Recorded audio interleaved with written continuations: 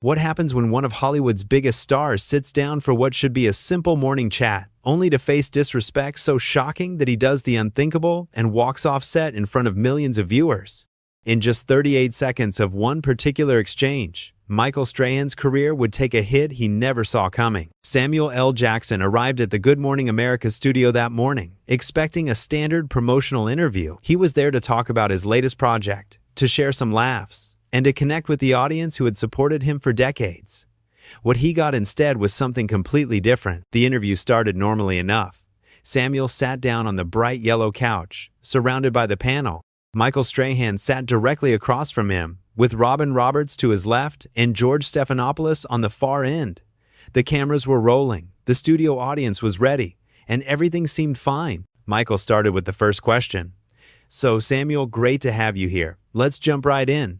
Your new movie, it's got a lot of action, a lot of explosions. At your age, how much longer can you really keep doing these physical roles?" The studio went quiet. Robin's smile faltered. George shifted uncomfortably in his seat. Samuel paused, his expression changing from friendly to guarded in an instant. "My age?" Samuel repeated, his voice calm but with an edge that anyone could hear. "I'm not sure what my age has to do with anything, Michael. I'm in better shape than most people half my years." Michael laughed, but it was the kind of laugh that made everything worse. "Come on, you know what I mean. You're not exactly a spring chicken anymore. I'm just saying, at some point, don't you think it's time to pass the torch to younger actors?" Robin tried to step in, her voice gentle but firm. "Michael, I think what we're trying to ask is more about how Samuel maintains his incredible energy and dedication to his craft." But Michael wasn't backing down. He leaned forward, that same condescending smile still on his face. "No, Robin, I'm asking a real question here. Samuel's been doing this for what, 40 years? 50? At what point do you look in the mirror and say, maybe it's time to retire?" Samuel's jaw tightened. You could see it in his eyes.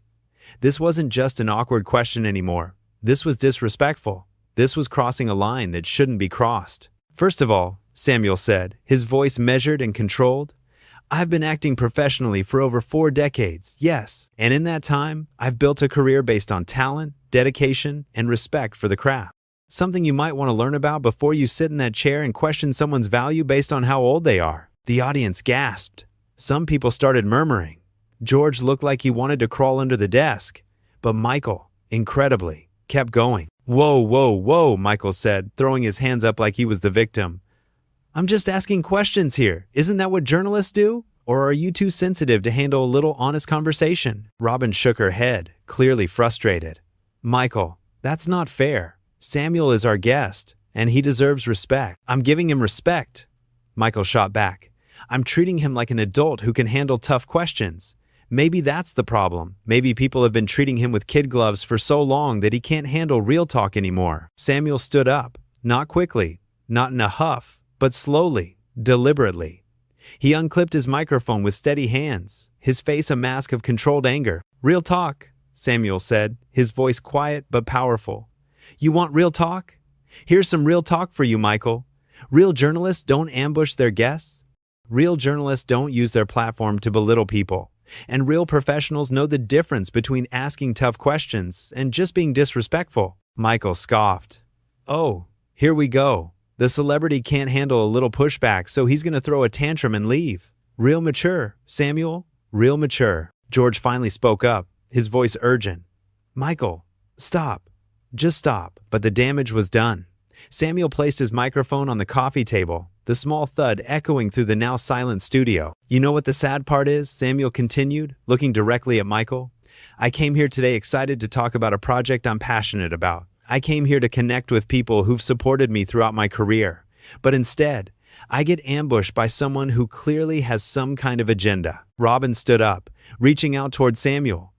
"Samuel, please. On behalf of the show, I apologize. This isn't what we wanted." Samuel nodded at Robin, his expression softening slightly. "I know you don't, Robin, and I appreciate that, but I'm not going to sit here and be disrespected on national television. I've earned better than that." Michael leaned back in his chair, arms crossed, that smug expression still plastered on his face. "So you're really going to walk off? You're really going to prove my point about not being able to handle pressure?" Samuel turned back to Michael, and for a moment, everyone in the studio held their breath. "The only thing I'm proving," Samuel said, is that I respect myself too much to entertain this nonsense. You think this is pressure? Michael, I performed on stages around the world. I've worked with the greatest directors in cinema. I built a legacy that will last long after both of us are gone. This? He gestured around the studio. This isn't pressure. This is just sad. The audience started applauding, slowly at first, then louder, until the entire studio was clapping for Samuel. Michael's face went red. He wasn't smiling anymore. Oh, great, Michael said, his voice dripping with sarcasm. Everyone applaud the guy who can't finish an interview. That makes sense. George cut in sharply. Michael, enough. That's enough. But Michael wasn't finished. What? I'm the bad guy now because I asked legitimate questions? Because I didn't kiss his feet like everyone else does? Samuel was already walking toward the exit, but he paused at Michael's words. He turned back one more time. You know what your problem is, Michael? Samuel said. You confuse being confrontational with being intelligent. You think that tearing people down makes you look strong, but all it does is show everyone exactly who you are. Robin looked devastated. She called out after Samuel. Samuel, please, can we talk about this? Samuel stopped at the edge of the set, turning to face Robin, but not Michael. Robin, you've always been a class act. George, same to you. But I can't be part of this. I won't be part of this. Michael stood up now, clearly agitated. Fine. Leave then. We don't need you anyway. There are plenty of other actors who would love to be here. Then invite them, Samuel replied calmly. I'm sure they'll be thrilled to experience your version of hospitality. The camera crew didn't know where to look. Some kept filming, others lowered their cameras. The producers in the booth were frantically trying to figure out what to do. This was live television, and it was falling apart in real time. George tried one more time to salvage the situation. Samuel, we value you being here. Michael's approach was wrong. Can we take a moment, reset, and start over? Samuel shook his head. I appreciate that, George. I really do. But some things you can't reset. Some things, once they're said, you can't take back. Michael laughed. Actually laughed. Oh, please. You Hollywood types are all the same. You demand respect, but you don't give it. You want everyone to worship you. But the second someone treats you like a normal person, you fall apart. That was it. That was the final straw. Even Robin looked angry now. Michael, you need to stop talking, Robin said, her voice firm. Right now. You need to stop. But Michael was on a roll, his ego apparently unable to let this go. Why should I stop? Because I'm telling the truth? Because I'm not playing the game? This is exactly what's wrong with celebrity culture. They can't handle honesty. Samuel had reached the exit, but Michael's words carried across the studio. Samuel didn't turn around this time. He just kept walking. That's right, walk away, Michael called after him. Show everyone that you can dish it out in your movies, but you can't take it in real life. Robin stepped in front of Michael, actually physically blocked him from continuing. Stop. Just stop, Michael. You're making this worse. The audience had gone completely silent now. The applause had died down, and people were just watching in shock as one of the most awkward television moments in recent memory unfolded before them. George stood up and addressed the camera directly. We're going to take a quick break. We'll be right back. But before they could cut to commercial, Michael had to get one more word in. We don't need to take a break. Let's keep going. Let's talk about what really happened here. Let's talk about how entitled celebrities think they can control every conversation. Robin turned on him, her professionalism finally cracking. Michael, what is wrong with you? Why are you doing this? Michael looked genuinely confused, like he couldn't understand why everyone was upset with him. I'm doing my job. I'm asking questions. Isn't that what we're supposed to do? George shook his head. There's a difference between asking tough questions and being hostile, Michael. What you did was hostile. I wasn't hostile, Michael protested. I was honest. There's a difference. From somewhere off camera, a producer's voice called out, We're going to commercial in 5, 4, 3. But the damage was done. Samuel L. Jackson had walked off the set of Good Morning America. One of the biggest movie stars in the world had been disrespected so thoroughly, so publicly, that he chose to leave rather than continue the interview. As the show cut to commercial, Michael sat back down, still looking defiant. Robin and George exchanged glances, both of them clearly upset and frustrated. Robin leaned over to Michael, her voice low but audible to the nearby microphones. What were you thinking? What was going through your head? Michael shrugged. I was thinking that we should treat celebrities like everyone else. I was thinking that honest questions shouldn't be off limits just because someone's famous. George joined the conversation, his tone sharp.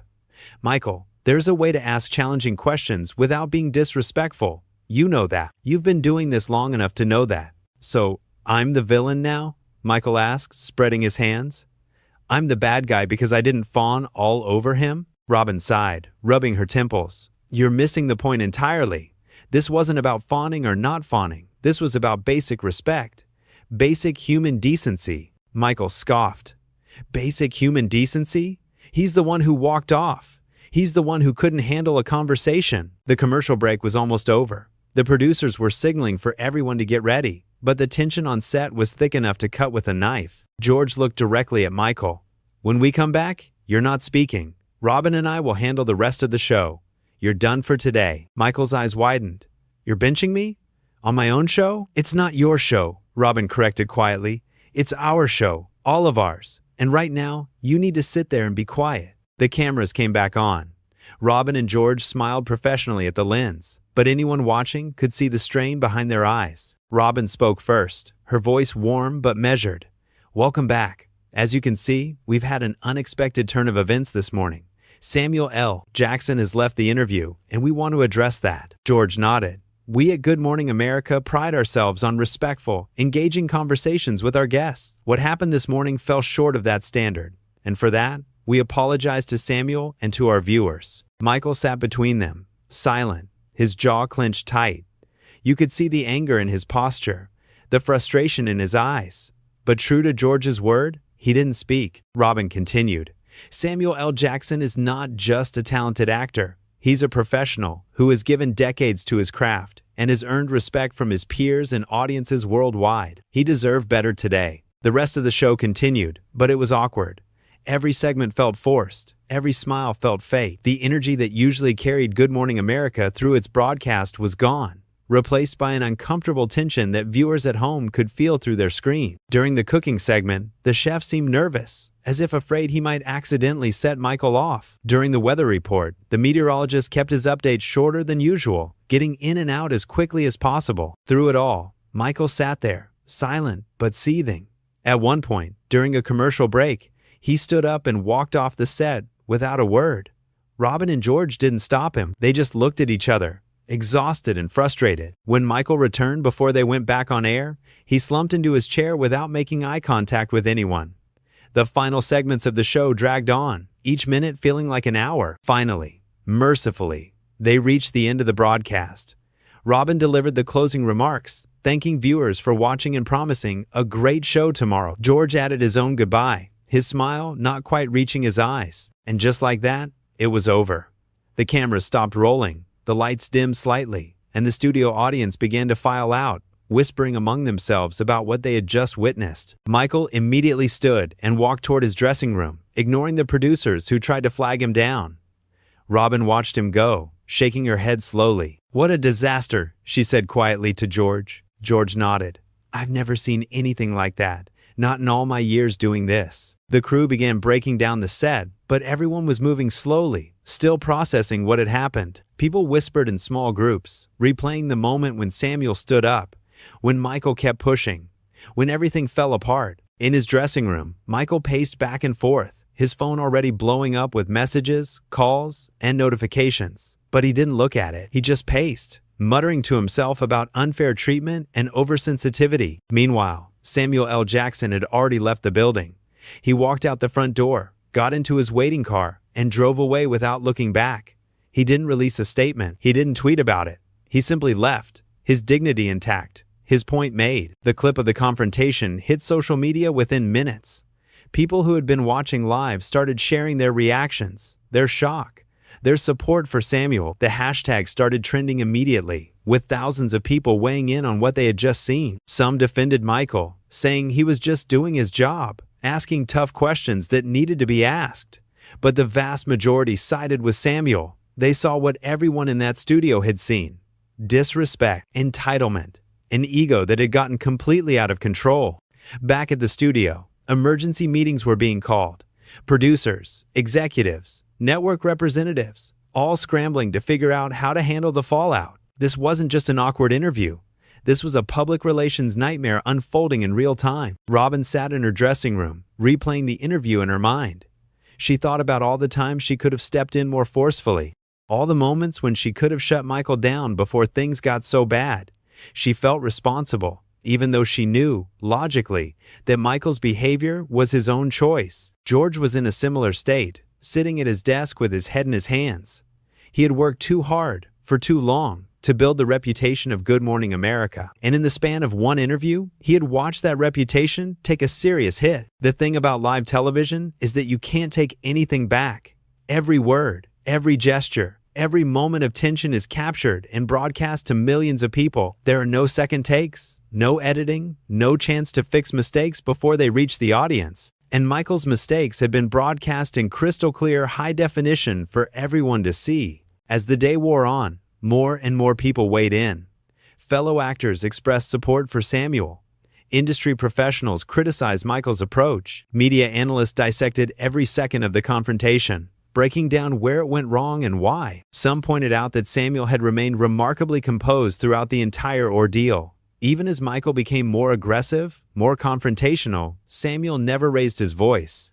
He never resorted to insults. He simply stated his boundaries, and when those boundaries were not respected, he left. That, many argued, was the mark of true professionalism. Knowing when to walk away, knowing that some battles aren't worth fighting, especially when the other person has no interest in having a real conversation. Others focused on Michael's behavior, questioning what could have possessed him to treat a guest, any guest, with such blatant disrespect. Was it ego? Was it a misguided attempt to seem tough or edgy? Was there some personal animosity that viewers weren't aware of? Whatever the reason, the result was the same. Samuel L. Jackson had walked off Good Morning America, and the entire television industry was talking about it. In the days that would follow, there would be statements and apologies and damage control. But none of that matters for this story. What matters is what happened in that studio, in those few explosive minutes when a simple interview turned into a confrontation that no one would forget.